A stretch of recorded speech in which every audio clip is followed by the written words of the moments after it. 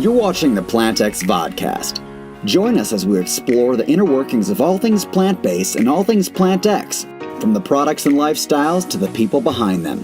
Now welcome our host, the man who combined his love of e-commerce and the plant-based lifestyle to create PlantX, Dollinger.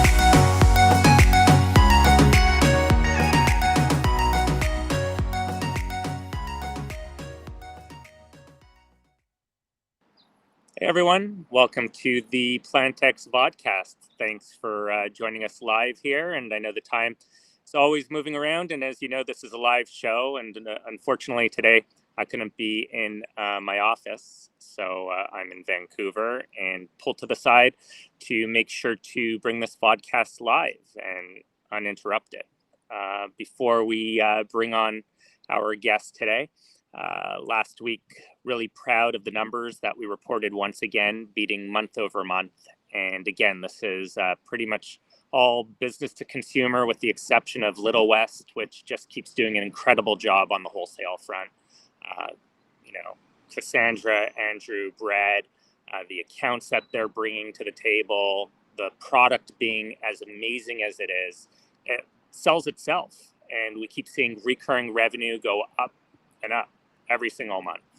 Even on the e-commerce site, when we started just a year ago, it was almost at zero in revenue. And currently we're at about $70,000 a month just on the recurring side with a 65% gross margin. And it really allows for growth. Obviously, lots of marketing dollars go into building up the new customer acquisition, but what we've done on Little West will be brought to Portfolio Coffee next. I was in Toronto yesterday, got to go visit the facility for the first time. Obviously, Lauren, our CEO, who's out of Toronto, works with the team, but I finally had a chance to go, and Jacob and Andre and the whole team over there, they've done an incredible job. It makes me so proud to be such a large shareholder of our company, and seeing what it's grown to here in under 2 years. It's unbelievable.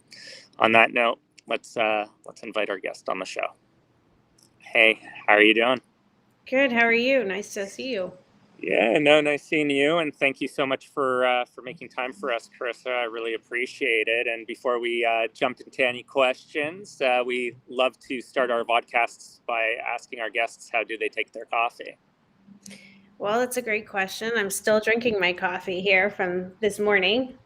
Well, I'm a vegan, so I always get it with some kind of vegan plant-based creamer. And I usually skip the sugar because I find that those creamers are already sweet enough.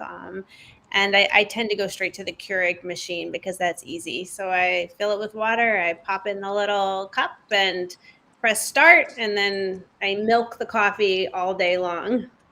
Awesome. Yeah, no, figured, especially with your schedule and everything that you do, guaranteed need some coffee in the daily routine. And back to what you said with the creamers and the oat milk and all these different things, I agree. The flavor on its own is amazing, and it brings out the coffee flavor sometimes. I can say, actually, I do tend to gravitate more towards the oat milk based creamers because I do find it creamier than almond or cashew milk. For some reason, I like the oat milk, but I'll take my coffee with any of those, whatever the option is. Yeah, no, and I agree on the oat milk, and I've said it a few times on our podcasts. I stand in Starbucks lines now, and I hear people like ordering the oat milk over the regular milk nonstop. And I know when I started drinking oat milk, I'd sometimes go back and say, did you make a mistake with this? So I think it's a great product, which really introduces people to the whole plant-based living side of things. Mm-hmm.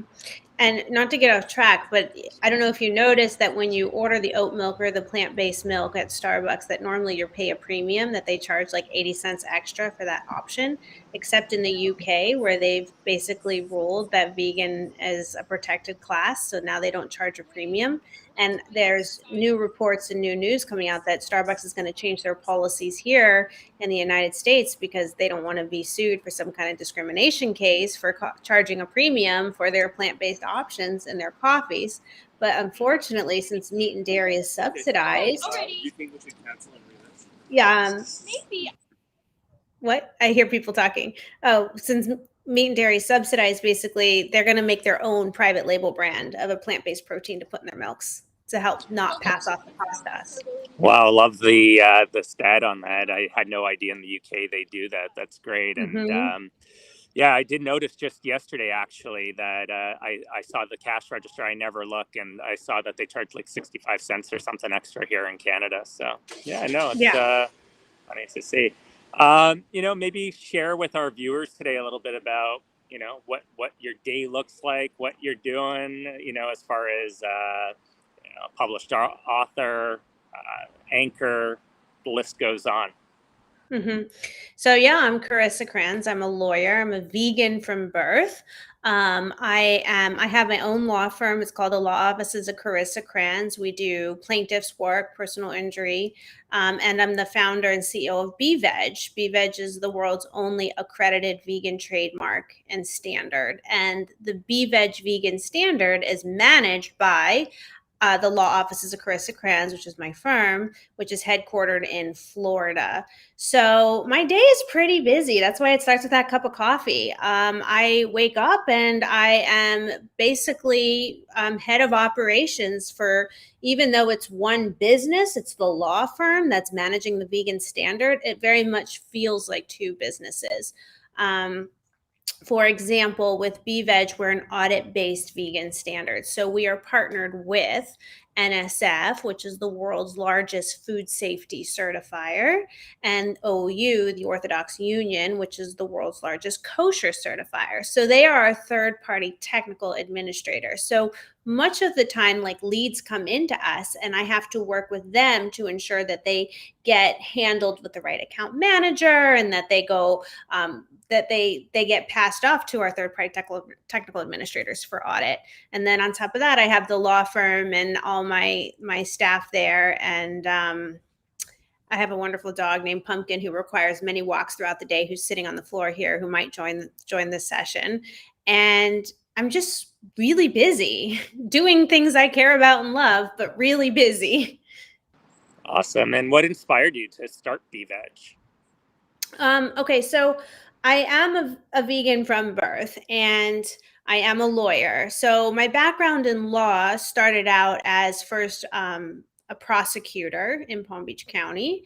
And then after doing that for about 2.5 years, I worked at Greenberg Traurig, which is a top 5 global law firm internationally, and felt that really wasn't my calling, and felt I had a bigger passion. So I started my own firm to do civil litigation. And when I learned all the deficiencies in labeling laws and how the FDA does labeling and how vegan isn't recognized under the law and how consumer protection laws aren't protecting vegans or the plant-based consumer from allergens or proper labeling or manufacturing facility processes, I started to put 2 and 2 together. And the more I knew and the more I learned, the more I realized we need to build a standard. And so I got started because I saw that there was a need. And I think I'm more entrepreneurial in spirit. While I really love the law and I love working within the law is a living, breathing entity that is always up for evaluation and reevaluation and for carving out the law and spearheading, the changes that we wish to see in this world. So I drafted this vegan standard. It's very robust. It's about 150 pages. It has an auditor training program, an auditor checklist. And what it does is it really keeps manufacturing facilities and brands using vegan label claims accountable to a uniform global standard. And it's something that I'm very passionate about because it allows me to merge my profession and passion into one happy family, So I can say I may not have been like the most fulfilled practicing criminal law or securities litigation, but when I was able to merge my knowledge and my understanding of the law and how to think critically and to write and to really see where the law is at and then see where a need is, I found great fulfillment in being able to further something within the law that I care about by having an ISO accredited standard. Love it. No, I think it's so important. People definitely are told what they're for sure consuming and all these different things out there. And one thing that came up during one of our transitions at one of our retail stores is understanding the way the U.S. government works. And sorry, help me out. On the U.S. side, is it called ECB credits, like that people could come in and use food stamps and all those different things? EBT, yeah. EBT, thank you for that. And was drawing a blank and figured I'd throw something out there, but EBT. And it was quite interesting how they needed to be educated on the whole vegan space because they would only originally credit dairy and meat products, etc., and they weren't 100% sold on the whole vegan side of things. Have you encountered anything on that side? Or I've encountered that there's a huge need for education for retailers and consumers on what vegan means and why it's different than plant-based. And I think it's very important that the plant-based consumer, which is mainstream, because it is mainstream to be flexitarian right now, it is mainstream to be leaning into a plant-based diet and lifestyle. But, being a vegan is a smaller population, but the vegan claim is the aspiration for the plant-based consumer, and it's education, because the reality is plant-based is the popular word because that's a more popular consumer in terms of masses. But we can't lose sight of the fact that plant-based as a claim means absolutely nothing.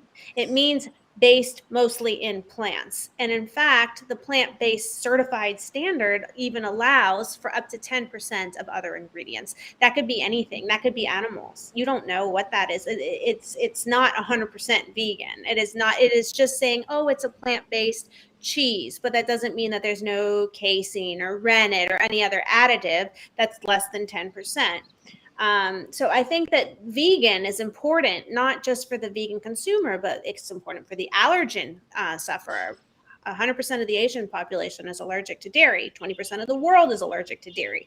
Someone allergic to dairy or someone allergic to shellfish or some other animal allergen may rely on a vegan claim that wasn't audited and wasn't vetted.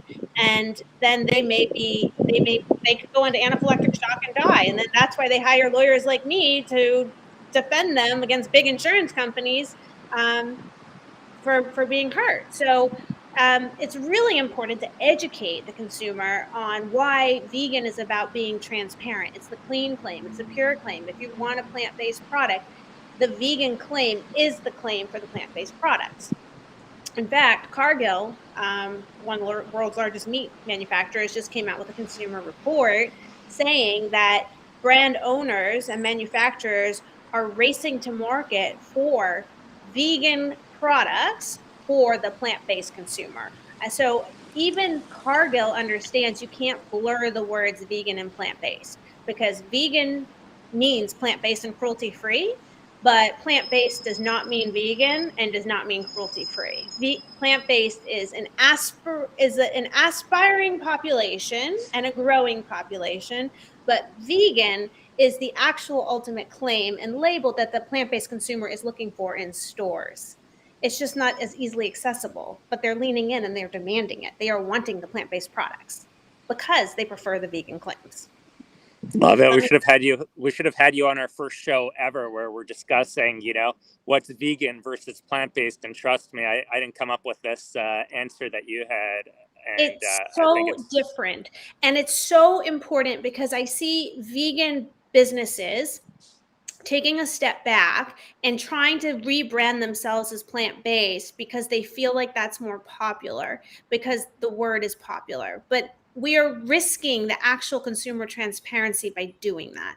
Like, consumer laws are in place to protect the consumer to make informed purchasing decisions when they buy products and read labels. So plant-based as a claim means nothing for products. It means that it's just based mostly in plants, but it doesn't give the super consumer, which most people are a super consumer. Most people want to know, what exactly am I consuming? What exactly am I drinking? What exactly am I eating? So the super consumer doesn't want to be lied to, whether it's politics transparency, relationships transparency, label transparency. So vegan really is the claim for the plant-based consumer. And we can't lose as vegans the vegan word or the vegan claim because we feel like plant-based speaks to a bigger mass. What we need to do is just open up and be more inclusive, saying, okay, look, you're vegan of heart, you're vegan aspirations, but vegan's not that scary.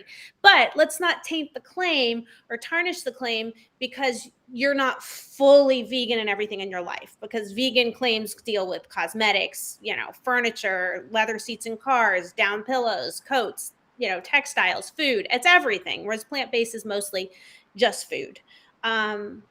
But it does, even if it's just food, the standard is not 100% vegan and does not mean cruelty free. So you don't have transparency of ingredient and process the same way. And it's also not an audit-based standard, but you don't have the same transparency to trust it. Basically, I don't think you can trust any vegan claims unless they're certified and audited. And BeVeg is the only vegan trademark that audits. So too much goes on at the manufacturing facility level. Yeah, I love that. And then on the plant-based side, I didn't know that 10% of products, could be other things. You can pull up this is where we have to distill it and give the consumer and the retailer cliff notes. But you can pull up the plant-based standard offline. It's 4 pages and it's right there. And it says, Wow. The thing is it's based mostly in plants. It is well-intentioned. It tries to keep chemicals out of things, keeps it more holistic. And it's a great certification idea to have, but it's not in place of vegan, and it is not the same thing, and it cannot be used interchangeably, if that makes sense. Oh yeah, no, for sure. And thanks for opening my eyes, and we'll definitely bring that to the drawing table and see how we could definitely educate the user on that. Yeah. I see a question too. Should I answer it? Because it's a good one. So yeah, we'll jump into questions, and people are live, as you know, and we encourage people to write in this week for any suggestions, any feedback. Get out a Little West assortment pack to them to try what's now my favorite juice. But let's jump into the questions. I see one from Alex Hoffman. He says, if something has a BeVeg certification, is it also considered kosher? And I get that question a lot with organic too. And it's a really great question. And this is more of the education. But BeVeg and vegan is not the same thing as kosher, and it's not the same thing as organic. So organic has a lot to do with soil practices and chemicals. Kosher has to do with a rabbi blessing a facility and the separation of meat and dairy.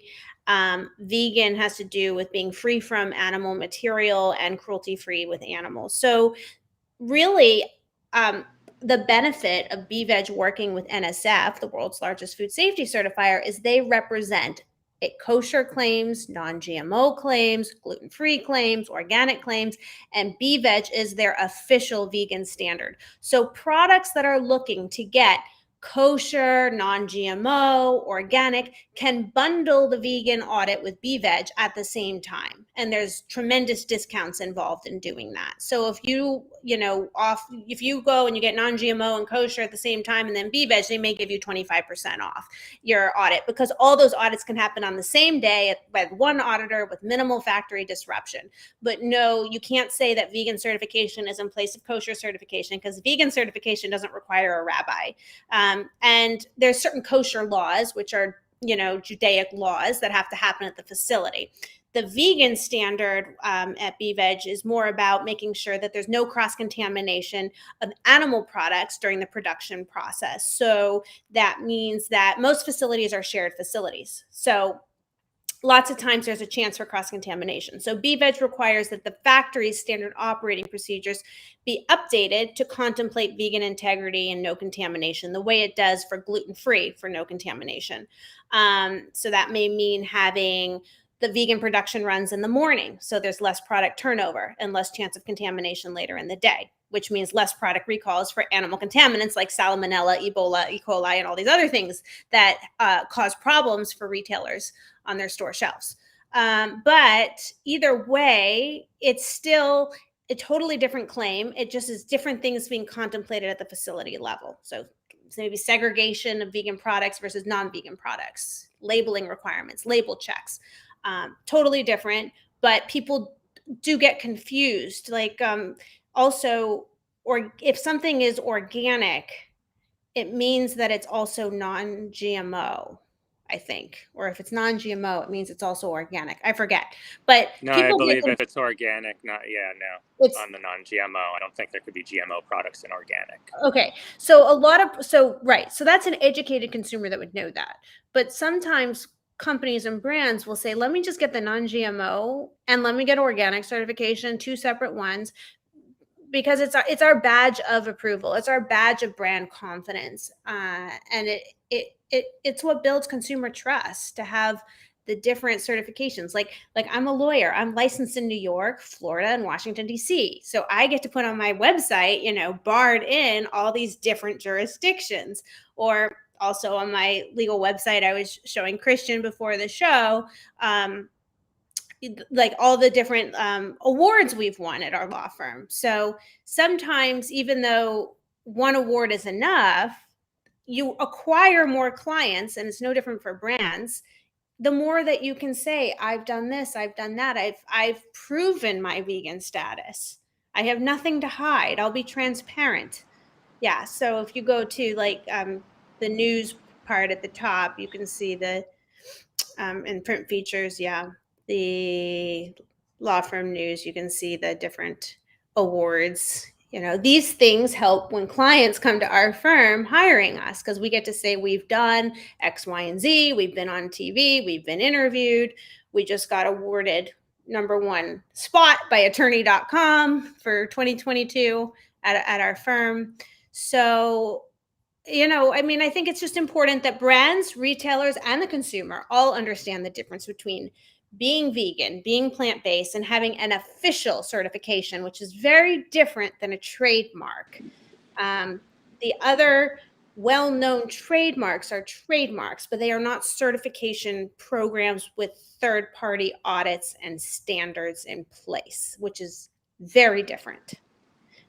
Yeah, no, I think you've done a great job in explaining that. And I'm sure to this next question, if I learned anything from your response on the first one on the contamination side, should a juice company really go through the steps of getting that certified vegan company?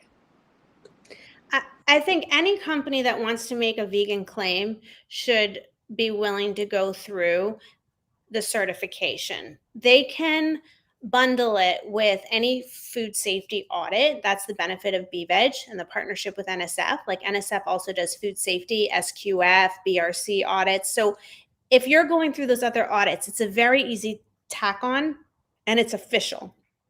So a lot can happen in juice making process too. There could be a sugar additive, which is made of bone char. There could be machinery that could have contamination. There could be isinglass that is used in the finding of the sugar or the finding of the beverage. Vitamin D could be added with lanolin. I mean, there's a lot of things that can happen. And I think the consumer, when they're purchasing things, they don't want to have to look and study the ingredients and the process. They want to pick up something and know almost immediately, is this safe for me? Like if I see a plant-based claim on a product, I do not assume that that's safe. If I see a vegan claim on a product that's not certified by BeVeg, I may be more inclined to buy it just because they're not saying plant-based, they're saying vegan, and I trust that a little bit more.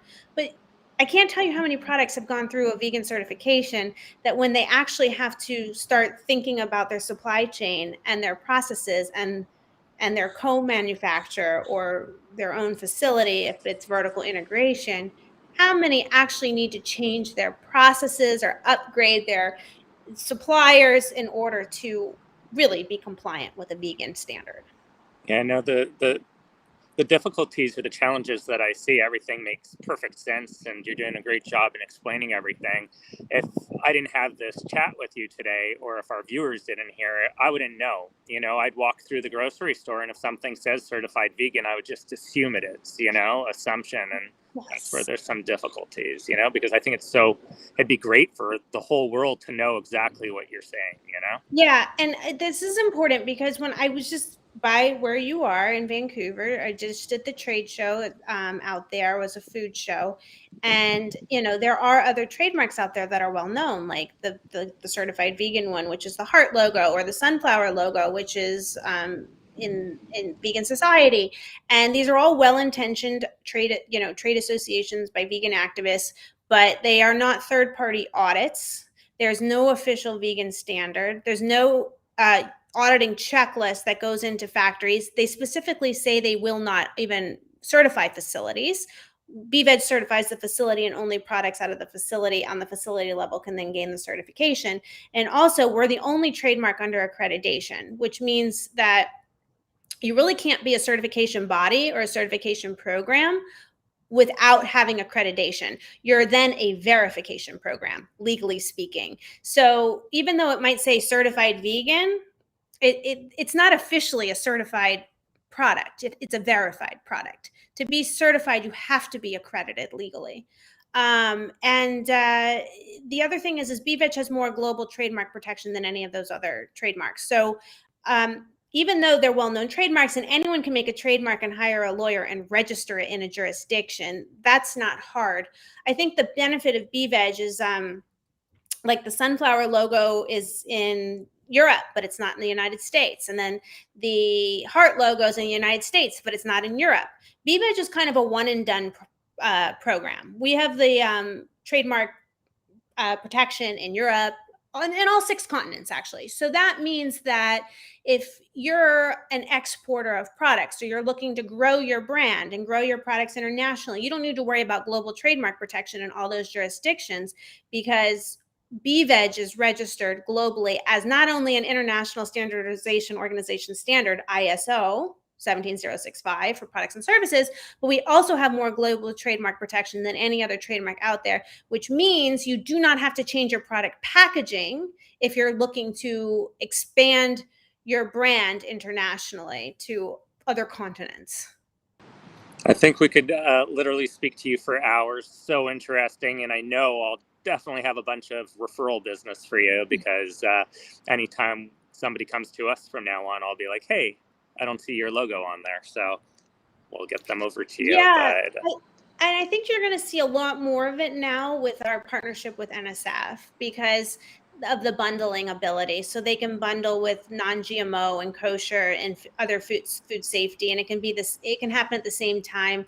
And it really isn't that much more expensive, because we're really trying to focus on BeVeg is making a lot less than those other trademarks, because we have to work with the auditors, and the auditors have to do something to get paid. We're not just charging a rent-a-stamp licensing fee like the other trademarks. That's more of a rent-a-stamp licensing program. BeVeg has, real auditors, real third parties, and all of our auditors are trained as food safety ISO auditors. So they've been through major training, and the third-party technical administrators have to be paid to administer the entire BeVeg program. And we are keeping our costs purposely down to match that of what's already out there, if not less, to be honest, because we are allowing it to be bundled with other certifications. So, I see people asking what it might cost. I mean, that's a complicated question, because it really depends on, do you own the facility? Are you a private label? Are you a brand owner? Do you have the co-manufacturer? Is the co-manufacturer already a certified BeVeg facility and we just have to review your ingredients and processes? Is it possible to bundle it with something else you're already doing? So we can easily give a custom quote if someone goes to our website at beveg.com, and there's the main application page under the Get Certified tab. If you start the application, right there, and you hit submit, it'll grab the information, which will then go to NSF, and we get it as well for follow-up. The OU also will get it. And then after that form, there's a quote form. And that next form asks some specific questions about your company details, which then will allow us to pretty much and almost immediately send you a quote of what it would cost for the BeVeg certification for your product. Well, thank you for coming on and sharing with everybody live here. We greatly appreciate it. And if it's okay with you, if anybody had questions that we didn't get to, we'll forward them over to you guys. Yeah, I see other questions here, so I'm happy to answer them. But I think, are we out of time? I see the potential Yeah. penalties for making false claims. I mean, there's a lot of good questions here, and they're valid questions. Yeah, no, for sure. So we'll get them over to you or whoever you'd recommend at your firm, and we'll share with our newsletter. And again, thank you so much for joining us today. I look forward to meeting you in person. Sounds great. Next time I'm in Vancouver. Sounds great. Have a good one. Thank you. Keep up the great work. Cheers. Another phenomenal guest on the show. Very thankful to our team who goes out there and finds such interesting people. That I think this weekly vodcast and the work Christian's doing here has come such a long way. Feel free again to give feedback, and we're always looking to improve what we're doing here. I apologize that the camera was shaking around a little bit. It's not the warmest weather here. And again, I got caught out of the office this morning, but wanted to make sure that we stayed committed to our shareholders and investors, no matter what's taking place in our lives. It's important that we stay committed to you and keep building PlantX to where I know it can be. And again, numbers keep growing and building an incredible foundation here. Until next week, stay curious, stay planted, stay healthy. X believes in a plant-based future for our health and the health of our planet. We've created a unique online shop for everything plant-based. Our intent on positioning globally is the core of our vision for investor accessibility and corporate growth. Learn more at investor.com.